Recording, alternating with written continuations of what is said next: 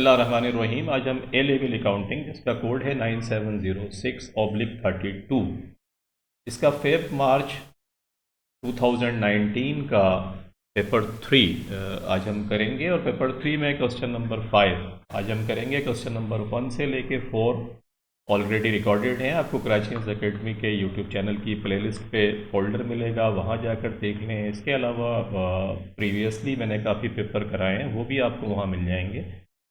इसका section B जो है वो कॉस्ट एंड मैनेजमेंट अकाउंटेंसी से रिलेट्स करता है। तो आज हम इसका क्वेश्चन नंबर 5 करेंगे और let's start. Cost and management accounting और question number 5, B limited produces 2 products. ये 2 प्रोडक्ट्स जो हैं, 2 प्रोडक्ट्स ये बनाते हैं, प्रीमियर एंड स्टैंडर्ड। एक प्रीमियर है, एक स्टैंडर्ड है। The budgeted cost information for the month of June 2019 is as follows कि budgeted cost जो थी इंफॉर्मेशन जून के मंथ की, वो ये दी हुई है। प्रीमियर ये बता रहा है कि यूनिट प्रोड्यूस्ड एंड सोल्ड के जो यूनिट्स इन्होंने बनाए वो सारे के सारे इन्होंने बेच दिए। वो 500 यूनिट्स थे और स्टैंडर्ड के 800 यूनिट्स थे। Direct material per unit, direct material जो पर यूनिट लगा इनका वो $80 लगा। और direct labour early rate $30 per hour payment करते हैं ये अपनी लेबर को प्रीमियर के लिए, और स्टैंडर्ड के लिए ये 25 है। और इस तरीके से स्टैंडर्ड का जो डायरेक्ट मटेरियल पर यूनिट है वो $50 है। Direct labour hours per unit के हर यूनिट बनाने में जो डायरेक्ट लेबर आवर्स जो लगते हैं वो 3 लगते हैं। इसका मकसद है कि $30 पर आवर, और मैं इसको अगर 3 से मल्टीप्लाई करूँ तो व्हाट आई गेट 90। इसका मकसद है डायरेक्ट लेबर जो प्रीमियर के ऊपर लग रही है वो 90 है। और अगर हम स्टैंडर्ड की बात करें तो 25, यहाँ 2 आवर्स लगते हैं एक यूनिट बनाने में। तो 25 multiplied by 2 what we get 50, ये 50 आ गया। तो इसका मकसद हुआ कि डायरेक्ट लेबर जो आपकी है वो प्रीमियर के अंदर $90 है और स्टैंडर्ड में जो है वो $50 है। कहता है बजटेड फिक्स्ड ओवरहेड 480,000 फॉर 2019 के अंदर 480,000 का आपका जो बजटेड फिक्स्ड ओवरहेड आपको पता है कि जो चेंज नहीं होते प्रोडक्ट्स के साथ, कि अगर आप इंक्रीज़ और डिक्रीज़ करते हैं प्रोडक्शन में तो उसमें कोई कमी, इंक्रीज़ और डिक्रीज़ नहीं होता। से फॉर एग्जांपल आपकी जो प्रीमिसेस है जिस पे आप ये सब कुछ कर रहे हैं उसका रेंट, अब अगर आप कोई एक यूनिट भी प्रोड्यूस ना करें तो रेंट तो फिर आपके पास आएगा, प्रॉपर्टी के टैक्सेस आपको देने हैं, परमानेंट जो स्टाफ है आपका जिसको आपको सैलरी पे करनी है उन्हें सैलरी आपको पे करनी है वेदर यू प्रोड्यूस समथिंग और नॉट। तो ये फिक्स फैक्ट्री ओवरहेड 480,000 था, are allocated to produce based on 40,000 budgeted total direct labour hours के। टोटल जो डायरेक्ट लेबर आवर्स हैं वो 40,000 इनका एस्टिमेट था कि 40,000 बजटेड डायरेक्ट लेबर आवर्स पे कैलकुलेट किया हुआ रेट है। तो इसका मकसद ये हुआ कि इस 480,000 को अगर मैं डिवाइड कर दूं 40,000 से, व्हाट आई गेट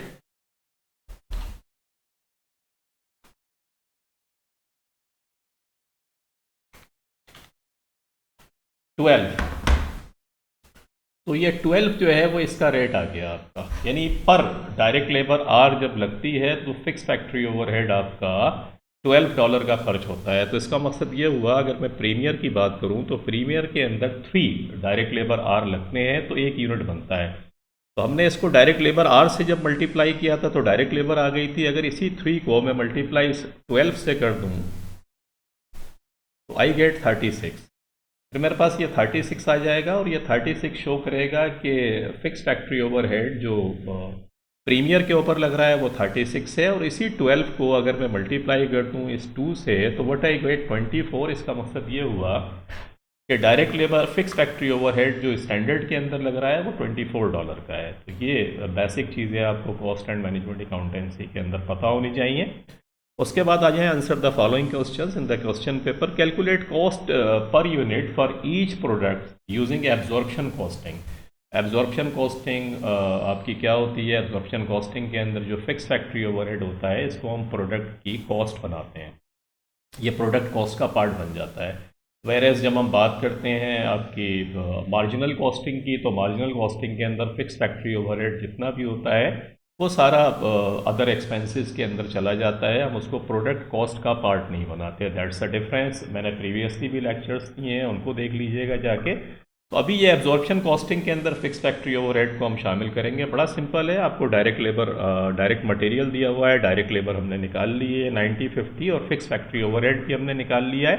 आप सिंपल इन्हीं तीनों चीज़ों को प्लस कर दें। यहाँ पे देखें, ये डायरेक्ट मटेरियल 80 और 50 दिया हुआ था आपको, डायरेक्ट लेबर हमने निकाल ली है 90 और 50, और फिक्स फैक्ट्री ओवरहेड मैंने अभी आपको निकाल कर दिखाया। तो और फिक्स फैक्ट्री ओवरहेड का रेट देखेंगे $12 का इसने निकाला है इसके अंदर। तो $206 पर यूनिट जो है प्रीमियर की कॉस्ट आई है, और स्टैंडर्ड की कॉस्ट जो है $124 है।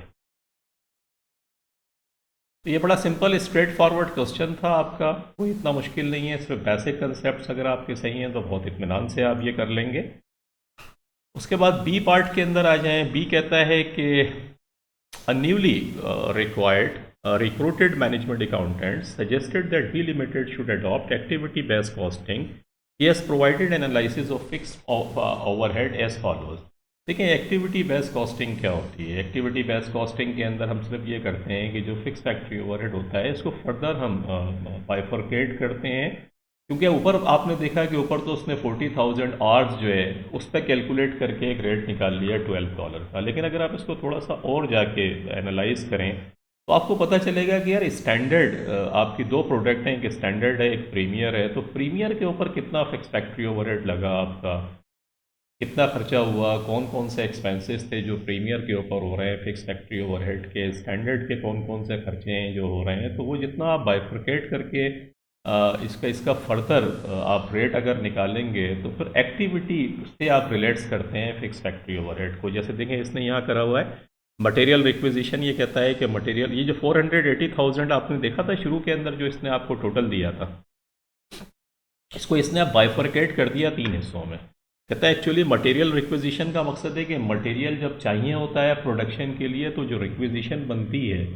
और उस रिक्विजिशन में जो लोग काम कर रहे हैं बैठ के रिक्विजिशन बनाते हैं, और जो भी प्रोडक्शन के लोग आते हैं, तो जो खर्चा होता है वो $90,000 का मटेरियल रिक्विजिशन बनाने में खर्च होता है।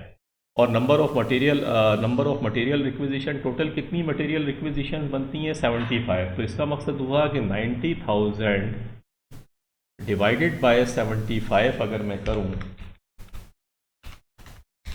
What I get 1200। तो 1200 पर रिक्विजिशन आपकी खर्च होती है। 1200 पर रिक्विजिशन का मकसद आप समझ रहे हैं। आगे कहता है budgeted use of cost driver for each product for June 2019 is as follows के बजटेड कॉस्ट जो हर ड्राइवर की थी, ड्राइवर माने कि एक्चुअली जो प्रीमियर है उसके लिए 2 रिक्विजिशन रेज होती हैं। तो अगर प्रीमियर के लिए 2 रिक्विजिशन रेज होती हैं तो 1200 multiplied by 2 is equal to 2400। तो 2400 जो है वो आपका इसका खर्चा आ गया प्रीमियर का। इसी तरीके से स्टैंडर्ड के अंदर 6 लगती हैं, तो आप 6 को फिर वही 1200 से मल्टीप्लाई कर दें जो आपने रेट निकाला है, तो 7200 आपके पास आ जाएगा। आपकी समझ आ रही है बात? Have you got the point के टोटल मटेरियल रिक्विजिशन 90,000 खर्चा हुआ और टोटल रिक्विजिशन 75 बनती है। तो पर यूनिट का रेट निकाल लें आप सबसे पहले। फिर आप ये देखें कि प्रीमियर के ऊपर एक्चुअली कितना खर्चा होता है और स्टैंडर्ड पे कितनी रिक्विजिशन बन रही है, उनको स्ट्रेट फॉरवर्ड मल्टीप्लाई करते हैं। इसी तरीके से मशीन सेटअप के, मशीन को जब हम सेटअप कर रहे होते हैं, मशीन को तैयार करना प्रोडक्शन के लिए, उसमें कहते हैं 240,000 का खर्चा हो जाता है। और नंबर ऑफ़ सेटअप कितने होते हैं? 60 हैं। तो 240,000 को आप अगेन डिवाइड कर दें 60 से,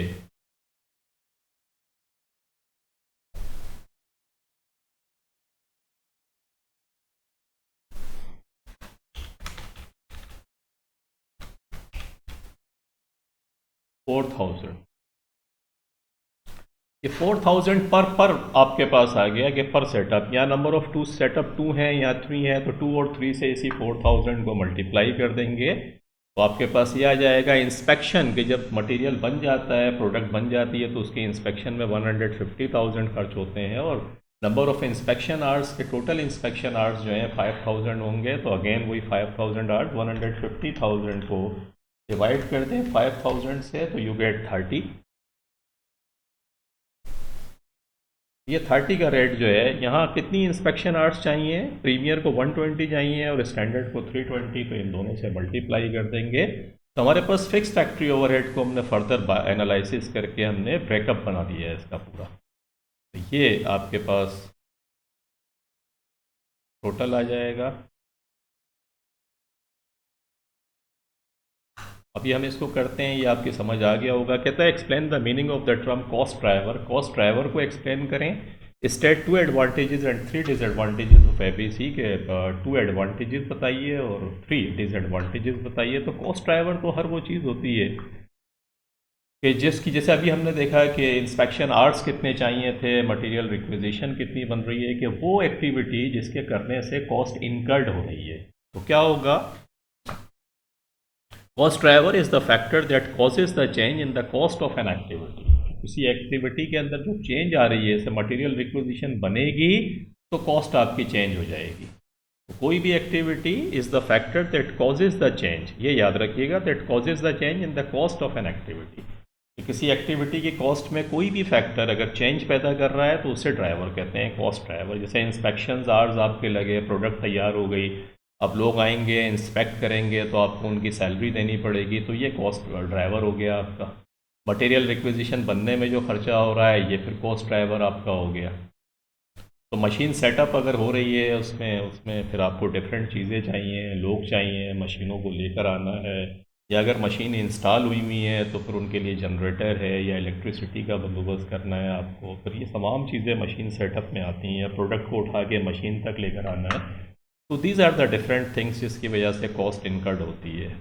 हमने एडवांटेजेस की बात करें तो ABC provides more reliable information for product costing. It is based on activity cost driver. हमने देखा कि 480,000 तो फिक्स फैक्ट्री ओवरहेड एक रेट था आपका, लेकिन हमने उसको बाइफरकेट 3 हिस्सों के अंदर कर दिया। हमने उसको देखें, अभी हमने 3 हिस्सों के अंदर जब डिवाइड किया तो आपके सामने requisition, machine setup, inspection, 3 activity में जब इसकी कॉस्ट को हमने डिवाइड किया तो डेफिनेटली हमने इसको फर्दर ब्रेकअप करा, तो मोर एक्यूरेट इन्फॉर्मेशन आपके पास आएगी। ABC facilitates pricing decision. Pricing आपके लिए आसान होगी, आपके अच्छे फैसले होंगे, डिसीजंस होंगे, क्योंकि आपको एक्यूरेट कॉस्टिंग पता होगी कि यार ये इसकी प्रोडक्ट की कॉस्टिंग है क्या। वहाँ तो स्ट्रेट आपने जो है वो 480,000 को 40,000 आवर्स से डिवाइड करके एक रेट निकाल लिया था। तो एक्टिविटी एबीसी कॉस्टिंग आपको फर्दर फैसिलिटेट्स करती है। डिसएडवांटेज क्या है, it is time consuming to implement ABC. अब मैनेजमेंट अकाउंटेंट रिक्रूट करा आपने तो उसने ये सब कुछ करा, लेकिन अगर वो ना होता और ये स्किल्स ना हो किसी में तो इट्स ट्रबलसम। लोगों को इसको डेटा को एनालाइज करना और ब्रेकअप करना मुश्किल होता है। डिटरमिनिंग द कॉस्ट ड्राइवर में भी डिफ़िकल्ट, बहुत मुश्किल हो जाता है कि अब रिक्वेजिशन लेवल पे इंस्पेक्शन आवर्स, तो थोड़ा सा टाइम कंज्यूमिंग और डिफ़िकल्ट है। Measuring the quantity of each cost driver consumed में भी डिफ़िकल्ट। अगेन वही बात है कि ये ज़रा डिफ़िकल्ट काम है। इस डिटेल्ड कॉस्टिंग, डिटेल्ड इंफॉर्मेशन को गैदर करना itself is a time consuming, it requires a skills. It is costly because it may be necessary to employ a specialist to implement the ABC, क्योंकि आम आदमी के बस की बात नहीं है, you need to hire a specialist. तो ये इसके डिसएडवांटेजेस हैं। Normally companies ABC driver, ABC costing पे जाती हैं, जैसे फार्मास्यूटिकल कंपनीज हो गई या ऑटोमोबाइल हो गई, जिनके पास डेटा अवेलेबल होता है और उनको इससे एडवांटेजेस भी होता है। जो छोटे सेटअप होते हैं उनके पास इतनी स्किल्स भी नहीं होती हैं, तो वहाँ थोड़ा सा मुश्किल होता है। आगे कहता है कि calculate the cost per unit for each product if ABC is adopted. अगर एबीसी अडॉप्ट हो तो फिर क्या करेंगे। तो देखें, एबीसी अडॉप्ट करके आप सिंपल तरीके से निकाल लें इसको, मैंने आपको अभी बताया पूरा। प्रीमियर का देखें, मैंने 1200 निकाल के आपको 26 से ये बता दिया था। मशीन सेटअप 4000 का रेट आपने निकाला था, और ये मशीन सेटअप 2 और 3 सेटअप चाहिए थे। इसी तरीके से 30 का रेट निकला था। 120 आवर्स इंस्पेक्शन के थे आपका प्रीमियर में, और स्टैंडर्ड में 320। आपने इनको मल्टीप्लाई कर दिया और ये आपने रेट निकाल लिए, तो ये आपके पास 14,000 आया। ये 28,800 यूनिट प्रोड्यूस, आपको पता है कि प्रीमियर के 500 यूनिट्स आपने प्रोड्यूस किए हैं और स्टैंडर्ड के 800। ये क्वेश्चन के शुरू के अंदर उसने आपको दिया था। 500 800 देख रहे हैं। आपने इससे डिवाइड किया तो पर यूनिट कॉस्ट आपके पास आ गई 28 एंड 36। तो ये 90 और ये जो डायरेक्ट मटेरियल है ये तो 80 और 50 पहले भी था, डायरेक्ट लेबर भी फिक्स थी। सिर्फ फिक्स फैक्ट्री ओवरहेड जो है आपने ये जो कैलकुलेट किया है 20 और 36, आप इसको लिख दें बस उठा के। This is the only difference between जो आपने एब्जॉर्प्शन कॉस्टिंग थी और जो एबीसी थी कि एबीसी में जो रेट आप निकालेंगे, जो फिक्स फैक्ट्री ओवरहेड बाइफरकेट करके निकालेंगे, वो फिर आपको लिखना पड़ेगा जैसे आपने यहाँ लिखा। तो ये 198 आ गया, ये 136 आ गया, जबकि ऊपर हम निकाल कर आए थे तो हम देखें तो यहाँ 206 था इसका और ये 124 था, तो ये 206 से कम हो गया, 198 हो गया और ये बढ़ गया। तो दिस इज़ द वे कि यू कैलकुलेट। तो ये प्राइसिंग डिसीजंस आपकी में हेल्प करेंगे, क्योंकि हो सकता है स्टैंडर्ड प्रोडक्ट जो है आपने इसकी कॉस्टिंग कम करी हुई थी, प्रीमियर जो थी इसकी रेट आप कम कर देंगे थोड़ा सा, तो प्रीमियर हो सकता है आपकी सेल जो है वो बढ़ जाए, क्योंकि जैसे ही आप कॉस्ट इसकी कम करेंगे आप तो सेलिंग प्राइस भी कम हो जाएगी। जब सेलिंग प्राइस कम होगी तो मे बी आपका हिट आइटम हो और ये फिर और ज़्यादा बिकने लगे तो आपको एडवांटेज होगा। वेरेज स्टैंडर्ड जो है वो ऑलरेडी आपने लोअर साइड के ऊपर उसका रेट रखा हुआ, तो आप थोड़ा सा अगर उसको बढ़ा भी दें तो इन दोनों के मिक्स से हो सकता है आपको एडवांटेज हो जाए। तो ये इसकी लॉजिक थी। आगे कहता है the selling price of each product is cost plus 40%। Selling price cost plus 40% है। तो द सेलिंग प्राइस आपको प्रोडक्ट की कैलकुलेट करनी है। Calculate the selling price of each product using absorption costing. Absorption costing करके आप निकाल लें। तो एब्जॉर्प्शन कॉस्टिंग के कॉस्ट पर यूनिट देखें ऊपर आपके पास दी हुई थी जो हमने निकाली थी 206 और 124। सिंपल, आपको कुछ नहीं करना है, इसका 40% निकाल लें मेरे भाई। 206 का 40% आपके पास 82 आ गया 0.4, इसको प्लस करते हैं तो यूनिट सेलिंग प्राइस आ गई आपकी। इसी तरीके से इसका 40% निकाल लें तो यूनिट सेलिंग प्राइस आपके पास आ गई। आप एबीसी कॉस्टिंग में आ जाएं। एबीसी कॉस्टिंग में तो अभी आप निकाल कर आ रहे हैं, आपके पास 198 136 था, तो 198 136 आपने ये लिखा और इसका अगेन 40% आप निकाल लें तो आपके पास ये आ गया और ये आ गया। ये दोनों में जो डिफरेंस है अभी आपने देखा सिर्फ फिक्स फैक्ट्री ओवरहेड का डिफरेंस है, बाकी नथिंग एल्स, कुछ भी नहीं है दोनों के दरमियान। क्योंकि फिक्स फैक्ट्री ओवरहेड आपने इसके अंदर जो है वो ज़्यादा निकाला था, डिफरेंट आपके पास आ गया था। देखें आगे आपसे पूछ भी रहा है, explain using suitable calculation why और answer in 1 and 2 are different. दोनों में क्यों डिफरेंट है? सिर्फ फिक्स फैक्ट्री ओवरहेड की वजह से डिफरेंट है। हम कैलकुलेट भी कर लेते हैं। Difference in price of premier, इन दोनों के दरमियान प्राइस के दरमियान क्या फ़र्क था? ये 288.40 में से 277.20 को 11.20 आ गया। इसी तरीके से आपके पास जो स्टैंडर्ड है उसने 173 में से 190 को माइनस किया तो माइनस का 16.8 आ गया। The difference in selling price is cause by the fix factory overhead charge to each product. Fix factory overhead जो आपने चार्ज करें उसकी वजह से आया। देखें फॉर प्रीमियर के अंदर फिक्स फैक्ट्री ओवरहेड आपने कितना चार्ज किया था अभी हम देख लेते हैं ऊपर जाके। देखें ये था 36, ये 24, तो 36 और 24, यहाँ 28 था। देखें 36 माइनस 28, ये आप निकाल लें 36 माइनस 28 और इसका 140% माने 40%, क्योंकि प्राइस भी आपने देखा होगा कि सेलिंग प्राइस के अंदर 40% आपने प्लस किया था, तो 100% तो इसका डिफरेंस होगा। इसका 40% का मकसद है 140% आपने इसका डिफरेंस करके जब निकाला तो देखें एग्जैक्टली 11.2 आया जो डिफरेंस। इसी तरीके से 36 माइनस 24 के 36 आपने एब्जॉर्प्शन कॉस्टिंग में कैलकुलेट किया था और 24 आपने देखें यहाँ कैलकुलेट किया है। बल्कि 36 आपने एक्टिविटी बेस्ड कॉस्टिंग में किया था और 24 वहाँ, तो 24 माइनस 36 माइनस 24, इसका वही 140% आप निकाल लें। 140% क्यों हो रहा है? क्योंकि 100% तो ये है ही ना, इसका 40% निकाल के प्लस कर लें या स्ट्रेट 140% निकाल लें, बात वही होगी। देखिए मैं करके भी दिखा देता हूँ। 36 माइनस 28,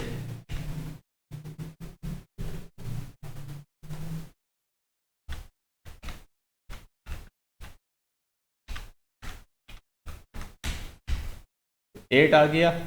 8 का 40% कितना हुआ? 3.2। इस 3.2 को ये प्रॉफिट है, ये कॉस्ट है, ये कॉस्ट थी आपकी, 8 में 3.2 को ऐड करें 11.2 देखें, या 140% करके निकाल लें। तो ऐसे इसका 140% निकाला, ये 16.8, और एग्जैक्टली देखें ये 16.8 आपका आ गया। तो दिस इज़ द वे कि फ़िक्स फैक्ट्री ओवरहेड का डिफरेंस था सिर्फ, जिसकी वजह से ये हुआ। तो ये आपने देखा कि absorption and activity based costing का सवाल था जो आपने करा। होपफुली आपकी समझ आया होगा। टेक केयर, अपना बहुत ख्याल रखिएगा। मिलते हैं फिर एक नए लेक्चर के साथ। अल्लाह हाफ़िज़।